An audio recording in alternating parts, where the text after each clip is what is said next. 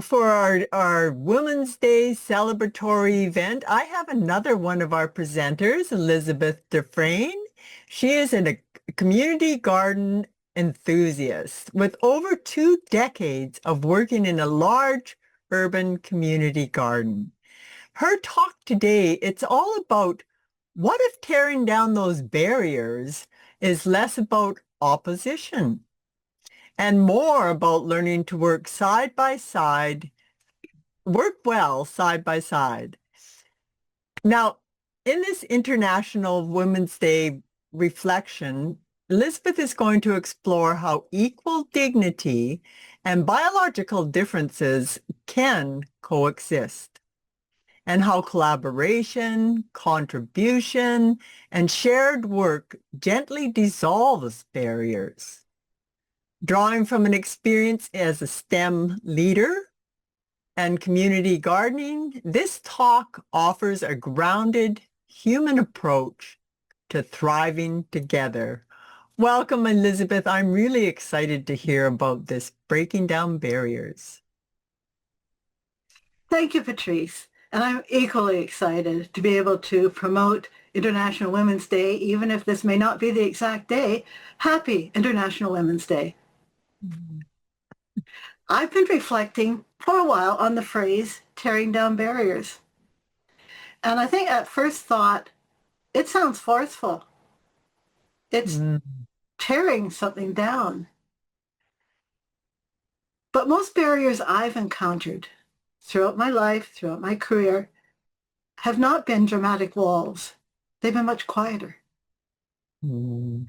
It's based on assumptions, my own and others, expectations, my own and others, and inherited narratives.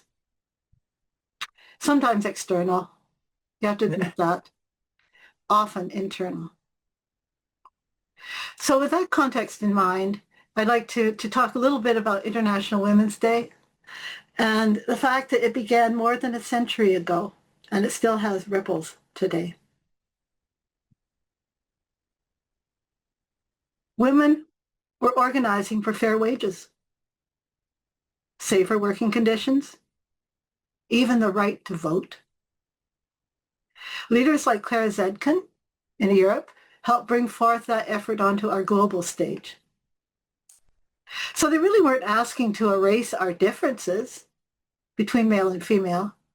They were asking for dignity, for opportunity, and for recognition. Here in Canada, there were some wonderful women advocates, including Emily Murphy and Nellie McClung, who challenged whether women could be legally recognized as a person. Now think about that. That is a big external barrier. Personhood. If you weren't legally recognized as a person, what could you do? Could you own land? Could you vote? And I'm proud to say that in 1929, that barrier formally fell in British law. Women were legally recognized as persons under the law. A word, personhood, a word changed, enabled women. And with it, we know how the horizon widened for all of us in the century that followed.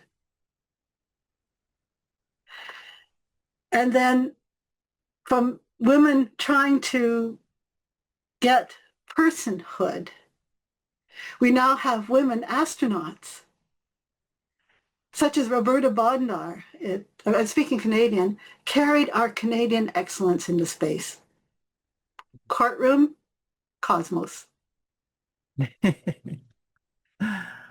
It's all possible.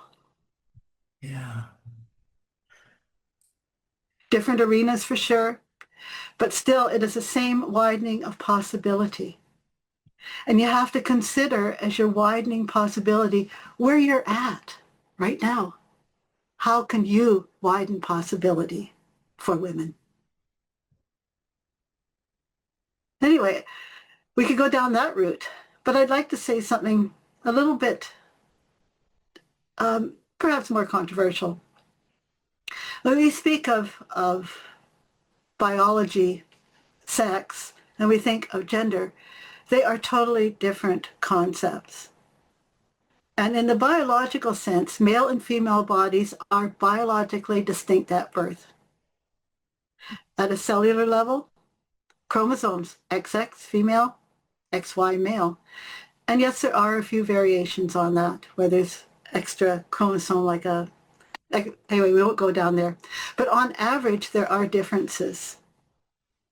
We have different strength patterns, different hormonal rhythms, different tendencies. That's observable. But the problem is we think of averages, and averages describe groups, and they don't define individuals. They do not define individuals. That's worth saying again. And the overlap between the biological differences is vast.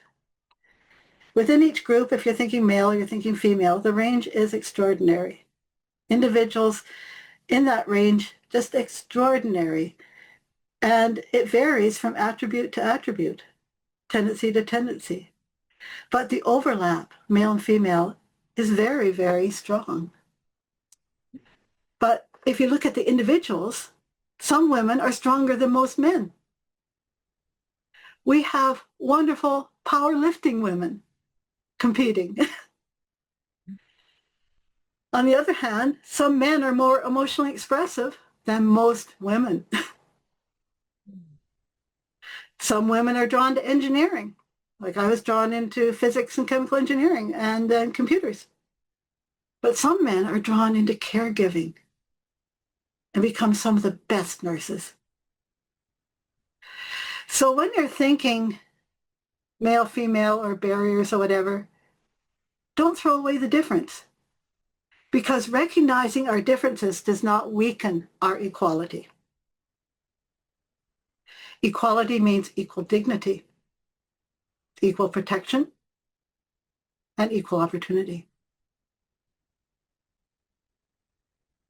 In natural health, there's a tendency that what makes it natural health is we don't treat every body as identical, but we actually treat every person as equally valuable. And I think that's a core concept of natural health. Biology varies. Worth does not. So changing tactic a little, changing the topic just a little bit. Do you have any comments, Patrice, on what we've talked about? Going back to, I've got a funny story with the, about, on how both of the male and female fit on the bell curve, or there can be some very strong women. And I was always very physically active, and I was out tree planting one year, and you're staying at camp and you go out planting trees, and then they feed you and everything. And a lot of the women there were saying, well, we shouldn't pay as much, for the food, for the meals, because we don't eat as much.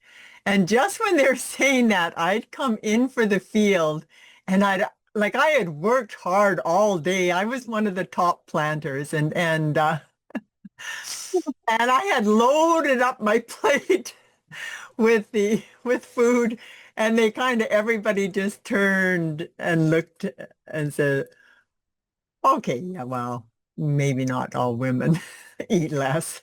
And just chuckled, but it was like, it really didn't matter whether you're a male or female. It was the amount of activity that you needed, the fuel to feed your body. And I thought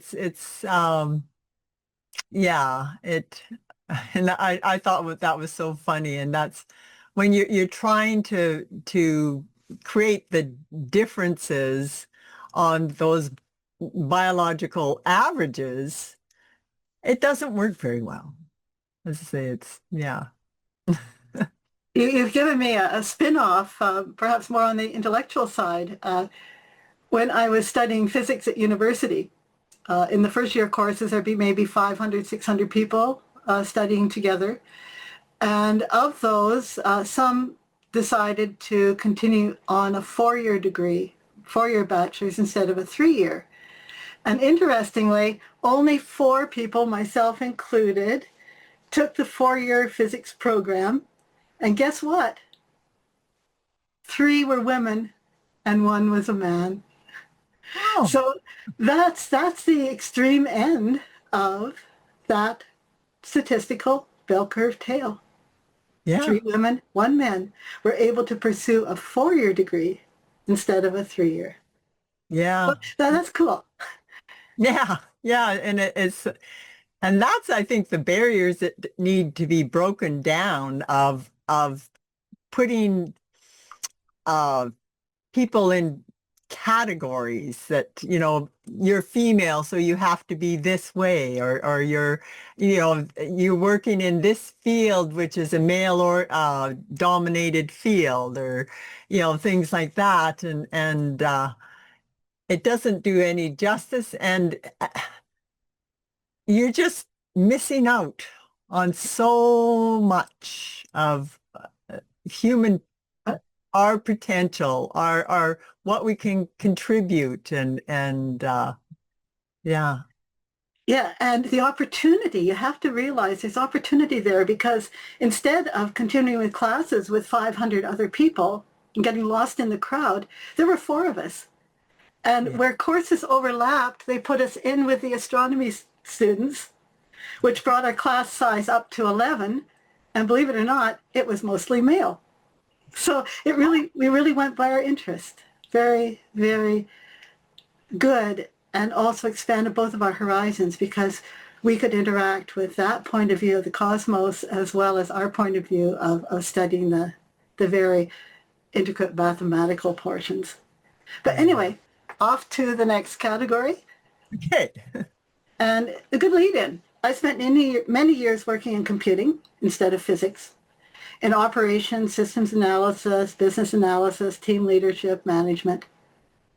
But you know what? What stood out the most was not competitive. It was collaborative. It really was. Men and women working side by side, and we each brought different strengths to very complex problems and solved them together. Over time, sometimes. When contribution mattered more than comparison, the system overall worked much better. And I think that was true at every stage of my career. The experience quietly shaped how I think about barriers. So let's continue with that. Now that I'm retired, I do see something similar in community gardening. When people garden together, something shifts. The barriers shift. You stand side by side. You have different ages, different histories, different cultures, different languages, different skills, different strengths. But we're focused on the soil. We're focused on the sunlight, on the timing, sharing tools, comparing seedlings, offering plants back and forth as they're starting to grow. You troubleshoot frost.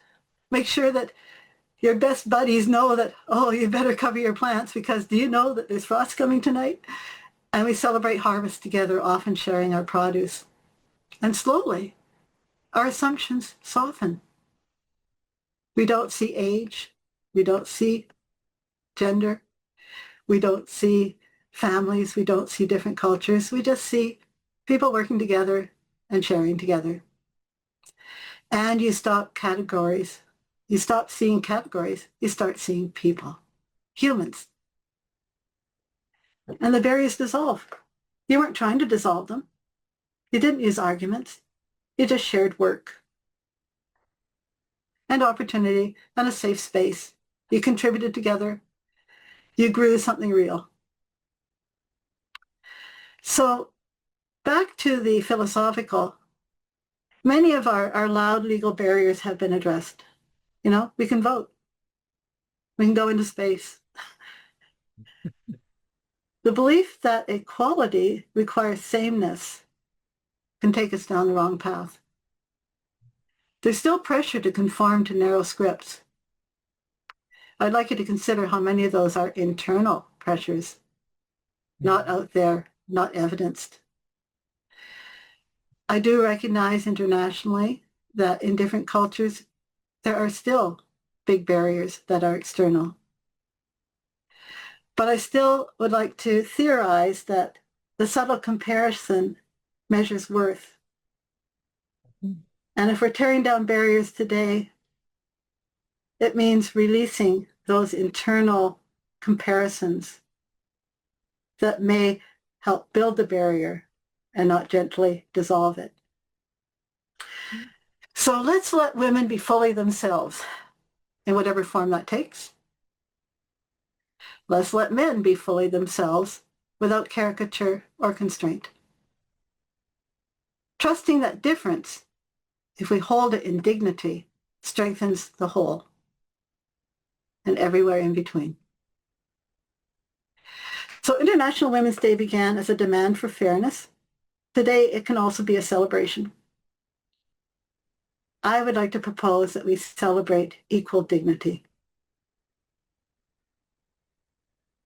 of real difference, celebrate the vast human range of possibilities that we have collectively and individually. I'd like to celebrate the exceptional outliers. You're not alone. You're leading the way in many ways. And also celebrate the sustaining middle where the overlap is. They're steady. They're giving us foundation. They're giving us substance. And let's celebrate men and women working alongside each other, not as rivals, but as contributors. Tearing down barriers does not require tearing down each other. It requires honesty, respect, room to grow, and the personal courage to let people become fully who they are, we are. So I want to close with Viva la différence, Viva collaboration, and Viva the unfolding potential of every woman and the human community she strengthens. Thank you. And I'm with you all the way. Viva, the whole strength, celebrating the whole woman.